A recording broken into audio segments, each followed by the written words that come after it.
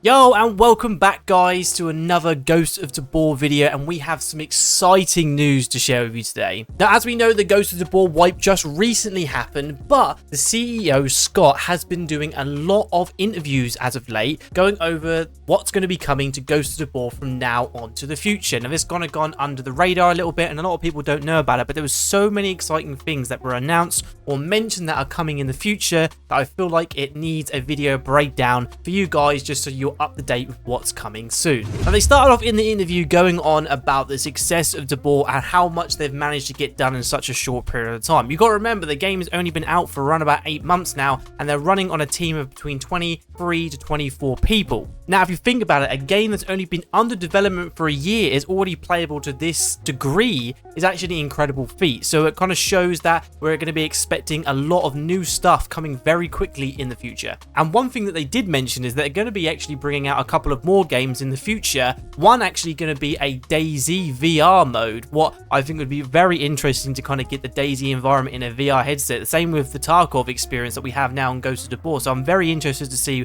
what's going to happen with that. But they did mention that they won't be taking any of the team members off the current game to go start working on the new games. There'll be more people employed to take over that. So don't worry, they're not going to be scaling back on Ghosts of Tabor to work on new titles like other companies like to do. Do expect new factions to be introduced. One that they did mention in the podcast was Zeros. These are going to be like the scavs that we have in the game at the moment, but they will be more well organized and having better gear for us to drop. So think of them like rogues from Escape from Tarkov is the gist that I got from what they were saying. I'm very excited to see how these turn out and whether the AI will be much improved or will be basically the reskin of the current scav system that we have with just better gear. One thing that you may know already is that we're going to be getting Phoenix runs. Now, they said that this is going to be coming early 2024, so you'll be able to go in on with a random kit like you can in Escape from Tarkov with a scav as a Phoenix, and then you can just go around with a randomly based kit, be friendly with the other Phoenixes on the map and hunt down the remaining players there, and then if you extract, you get to give that to your main character. One of the things that I didn't quite understand is they said there's a possibility of you being only one faction all the time. So they're talking about the new faction coming into the game being the Zeros, and also the current PMCs and Phoenixes that we're going to be getting in the future. So you'll be able to pick one of those all the time. So whether you just wanted to be a scav all the time, you could possibly do that.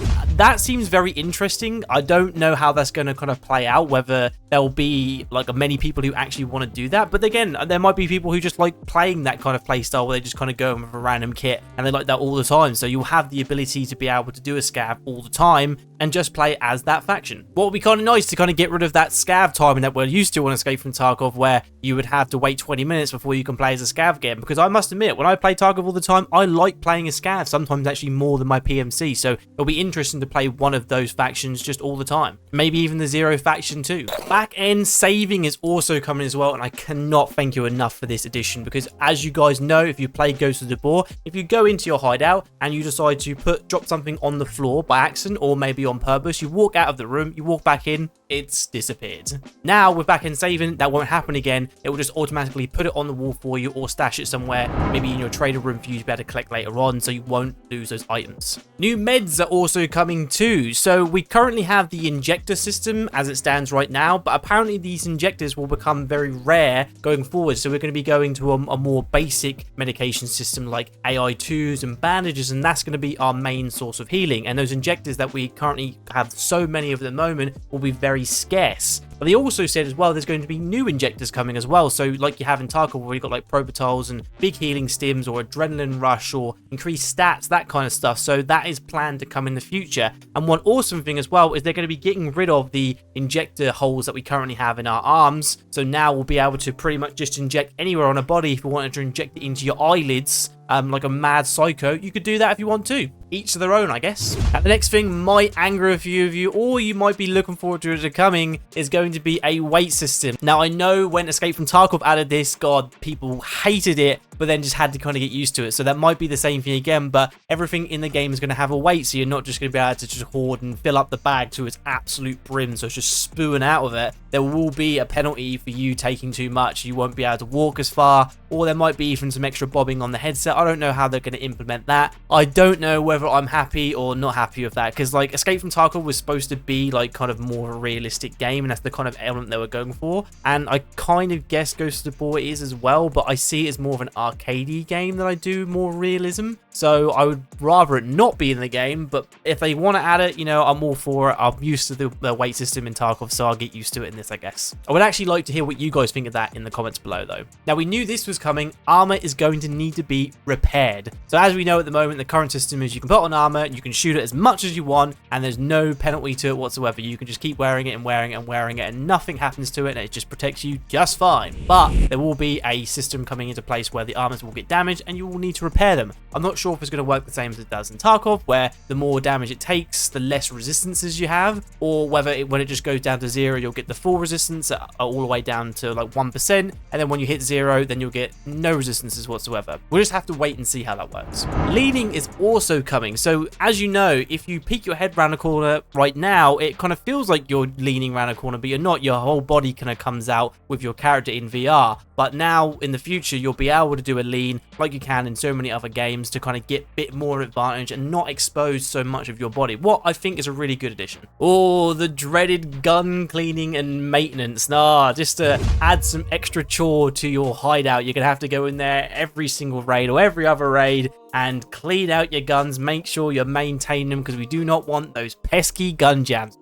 Fuck me, I hate gun jams. I'm hoping that they decide to change their mind on this one and don't add it in, because I think it's the most annoying, most obnoxious system you can put in a game today. I mean, they could maybe have it like they used to have it in Tarkov, where the gun would pretty much have to be near broken before it'd start jamming and you'd be fine, instead of now just having like a random chance, a gun being like 90% durability, and then you just get a random jam in a gunfight, because there's nothing more infuriating than just not being able to actually fight because you just get a random jam because your gun dropped below 95% durability. It sucks. I hope they implement this correctly. More weapon modding and customization is coming too, thank God. I mean, I do like the current weapon modding in the game at the moment, but if we get a little bit more nitty gritty into the taking apart the barrel, the receiver, and changing all the little bits and bobs, I would love that, like they do in Tarkov. I think that is probably one of the best features actually of Escape from Tarkov, is the sheer amount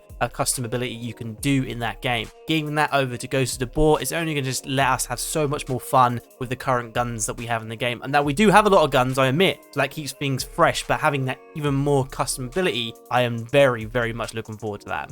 A little side note that the devs will apparently be getting some kind of custom armband in the game, so if you see a dev in game or kill a dev, you'll be able to actually notice them by an armband that only they will have. That's a nice thing to know. Like maybe if you have an interaction with someone, you can maybe even speak to a dev in game and become friendly with them. Maybe you could ask them some questions about the game, or maybe give them an idea that you think should be implemented, and that's a great way of like actually speaking to the people who are making the game. So that's a cool ad. I like that. We have a new map coming in August. It's going to be the biggest map so far, as they say, and it's going to fit up a maximum of 20 people. New maps are always great. I do love the current 2 maps we have at the moment, but the more the merrier. I'm really looking forward to having some different styles of PvP in some different environments. Now, they did say that they're also aiming for 11 maps in total when the game fully releases. And some of these they mentioned is going to be a shopping mall, a woods-like map, and also a terminal, a little bit like it used to be in Modern Warfare 2. I cannot wait for that one. Scott, the CEO, said that is the one he's also looking forward to coming out too. So